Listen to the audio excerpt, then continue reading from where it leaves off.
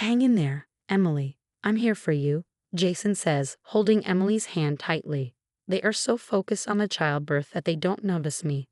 I resist the urge to react angrily and remind myself to stay professional. Inside, I'm thinking about how to handle this situation. I think my colleague just looked at me in surprise. I need to stay calm and do everything I can to make sure the baby is born safely. After the birth, I look into the room and see them being affectionate with each other, not paying attention to anything else. You did great, Emily. Congratulations, I say. Thank you, Jason, she replies. Yes, the birth of a baby is a happy event. We should celebrate, I think, grabbing my phone. By the look on my colleague's face, I probably seem upset. First, I call my mother-in-law. The baby is born. Please come over. After inviting all the relatives, I reflect on my role. My name is Natalie Miller, a 33-year-old working mom. Inspired by my mother, I became a midwife. My mom delivered many babies, celebrating with the parents sometimes and feeling sad when she couldn't save a life. Watching her over the years made me want to be a midwife too. My dad doesn't say much, but he's always been quietly supportive. Both my parents are people I'm really proud of. But there's one family member who's been more challenging. My sister Emily. She lives at home and doesn't have a job, often asking us for money. When I got married, I started keeping my distance from her. Do what makes you happy, Natalie, my husband Jason would say, always understanding my decisions regarding Emily. That's why I trust Jason so much.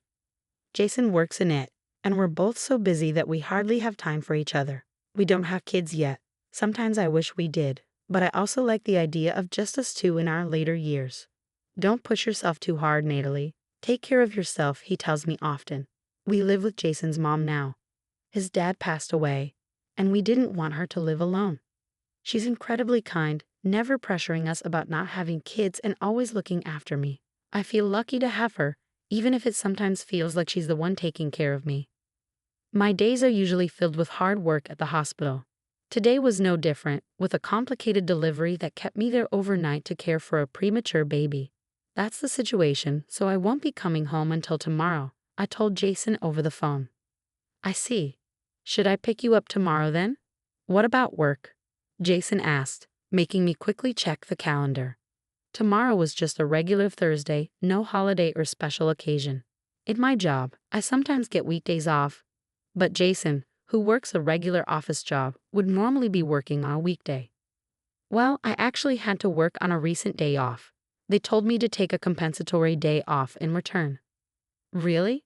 Well, if you can pick me up, I'd appreciate it, I replied to Jason without much hesitation. The next day, after a very exhausting shift, Jason and I went out to eat, and as soon as we got home, I fell asleep. When I woke up, it was already evening, and my mother-in-law was busy cooking dinner in the kitchen. Mom, I'm sorry. Let me help you, I offered. It's okay, dear. Jason told me you've had a tough day, haven't you? Just rest, she reassured me warmly. I felt relieved by her caring words. Anyway, dinner's almost ready, so there's not much left for me to do. Jason got called into work. Let's just have dinner together, she suggested, and I nodded in agreement. During dinner, she kept giving me concerned looks. Is something bothering you? She finally asked. I'm just wondering how things have been between you and Jason lately, she continued. We're the same as always, I think, I replied. That's good to hear, I replied, puzzled by my mother-in-law's demeanor. I wanted to ask more questions, but she avoided the topic. I figured if it was serious, she would share it with me in time. So I decided not to pry further. Since then, Jason and I seem to be missing each other a lot. We used to spend time together on our days off, sometimes with my mother-in-law joining us for a drive. Lately, though, he's been busy with work. We hardly cross paths at home, and meaningful conversations have become rare. Still, we stay connected through calls and messages, so I never doubted our relationship. Life felt a bit frustrating. One day, encouraged by my mother-in-law, I went shopping with her to take my mind off work. Engrossed in our outing, I was caught off guard when suddenly, oh sis, long time no see, huh? I came face to face with the last person I wanted to see. Emily approached with her usual mischievous smile, still as beautiful as ever, which annoyed me. I thought about escaping, but I couldn't just leave my mother-in-law behind. While pondering my options, Emily walked right up to us. You still look exhausted. I can't believe you're my older sister, Emily remarked. Mind your own business, I retorted sharply. Speaking of shopping, since you're out, you must have money, right? Treat me, Emily said with her usual audacity. Here we go again, I sighed inwardly. Since we were young, Emily had always been asking me for money and favors. I've never been one to be taken advantage of, so I've always refused her requests. But she never seems to get the hint. If I didn't give it to her, she would try to take it. My suspicions were confirmed when I caught Emily stealing money from my wallet. My parents and I gave her a serious scolding, but she didn't show any remorse. After that incident, she continued trying to steal from me and even targeted my friends and boyfriends. She's bullying me, Emily would claim, spreading lies about me. While my true friends stood by me, some of my boyfriends ended up leaving me for Emily. This is why Emily and I have never gotten along. I had planned to distance myself from her after high school. But since my mom is a senior midwife and Emily would visit our family home, our paths inevitably crossed.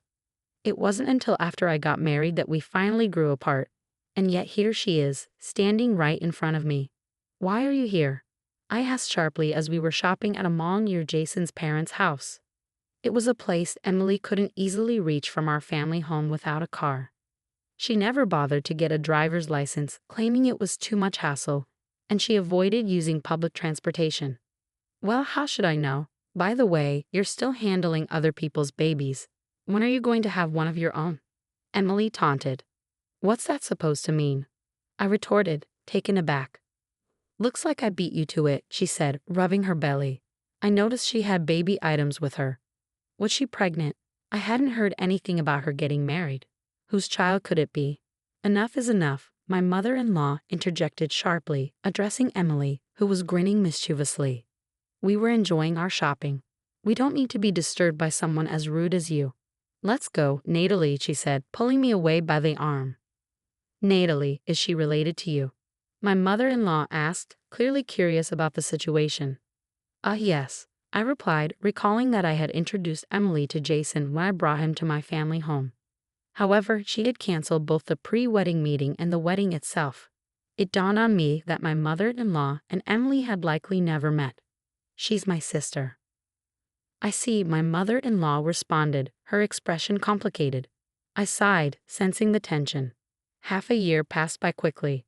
Jason grew even busier, often not responding to my messages, and my mother-in-law seemed to be spending more time away from home, leaving me alone on my days off.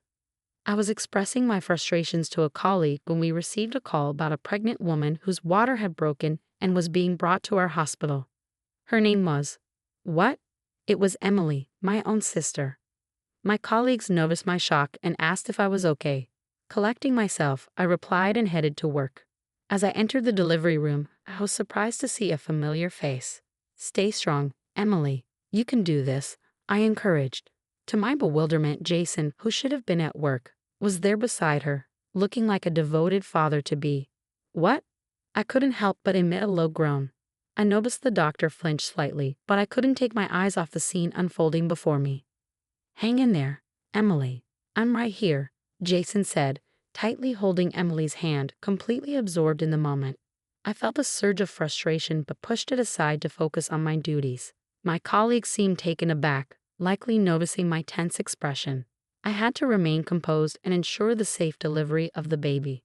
Dad, please hold Mom's hand tightly, I urged Jason. But he remained fixated on Emily, oblivious to my words. It was maddening, but I had to stay focused. An hour later, the baby was safely born. Congratulations. Thank you. Jason's attention was now completely focused on the newborn baby. It's both a strength and a weakness of his, to be so absorbed in one thing that he often misses other cues, like my icy glares. Leaving the delivery room to my colleagues, I pondered what to do about the situation with those two. After completing my duties, I peeked into their room and found them wrapped up in each other, oblivious to everything else. You did well. Congratulations, Emily, I said. Thank you, Jason, she replied warmly. Yes, the birth of a baby is a joyful occasion. We should celebrate this in a big way, I thought to myself, grabbing my smartphone. Seeing the surprised look on my colleague's face, I realized I must have been wearing a stern expression. I called my mother-in-law first. The baby's been born. Please come over. And as a result of inviting all the relatives. Natalie, were you pregnant? Asked one of the relatives who had gathered quickly. My parents looked shocked, sensing my emotions from just my smile. Everyone, please calm down. I'll explain everything, I reassured them. I don't see that fool and your sister, someone remarked, clearly referring to Jason. I wondered if my mother-in-law knew something. With that thought, I led all the relatives to the room where they were. Excuse us. Oh, Natalie, I exclaimed as I entered suddenly, catching Jason and Emily off guard. Their faces went pale as more relatives filed into the room. Meanwhile, my mother-in-law's face flushed red with anger. That foolish son, she muttered under her breath. Confusion filled the room until my mother-in-law spoke up, addressing me first. I apologize for the trouble caused by my foolish son. No, you're not to blame. Did you know about the affair? Yes, actually, my mother-in-law admitted. She recounted how she had once seen Jason and Emily walking together and had wanted to confront me about it, but never found the right moment. That explained her recent odd behavior. She had been secretly investigating ever since, even hiring a private investigator. Wait, what about your job? I asked, trying to grasp the full extent of the situation. Well, about that, Jason quit, she revealed. Sadly, what? I couldn't believe it. This new revelation left me stunned and deeply disappointed. Since when? About a year ago. I was beyond angry now, and it seemed the relatives shared my feelings as they glared coldly at Jason and Emily. You understand, right, Jason? I demanded, looking at him for an explanation. Yes. And Emily, once you're discharged, do you understand too? Yes, I get it, Emily replied sullenly, contrasting Jason's downcast demeanor. Seeing her attitude, I resolved not to show any mercy. Afterward, I carefully reviewed the evidence my mother-in-law had collected. Currently, Jason was being closely watched by the gathered relatives, while Emily was under scrutiny by her own parents. With the evidence at hand, it seemed likely that I could pursue a divorce. Jason had truly proven himself a fool. No, I apologize for my foolish younger sister, I responded. Then, realizing their curiosity, I continued, by the way, if you don't mind me asking, why is your sister like that? Oh, it is probably because of our aunt, I explained. She's a single lady without children who always doted on Emily. With our busy mother, reserved father, and my outspoken nature, Emily naturally gravitated towards an aunt who validated her and spoiled her. Despite my mother's efforts to create distance between them, it seems they stayed in touch behind her back. Unlike Emily, I wasn't pampered like that, and I often told our aunt not to spoil her too much. Perhaps Emily found me annoying and kept her distance. You must have had a tough time, sympathized my relative. Well, she's been a handful since we were kids, I admitted. Even so, I can't entirely blame your aunt. I wonder where I went wrong with Jason, mused my mother-in-law. Her comment made me smile ruefully. I had been completely deceived by Jason. I had always seen him as genuinely kind. Had I been blind? Later, I found out that the relatives had questioned Jason. According to their conversation, Jason and Emily had first met when I brought him to my parents' house. Emily had then said, actually, as I listened to my mother-in-law lament about Emily, she revealed how Emily had cunningly obtained Jason's contact information and started an affair with him. Despite my warnings about Emily's character, Jason, inexperienced with relationships even during his college days, fell into her trap. I had been relieved when he introduced me as his girlfriend, thinking he had moved past any potential entanglements with Emily. It was a shock to realize how wrong I had been.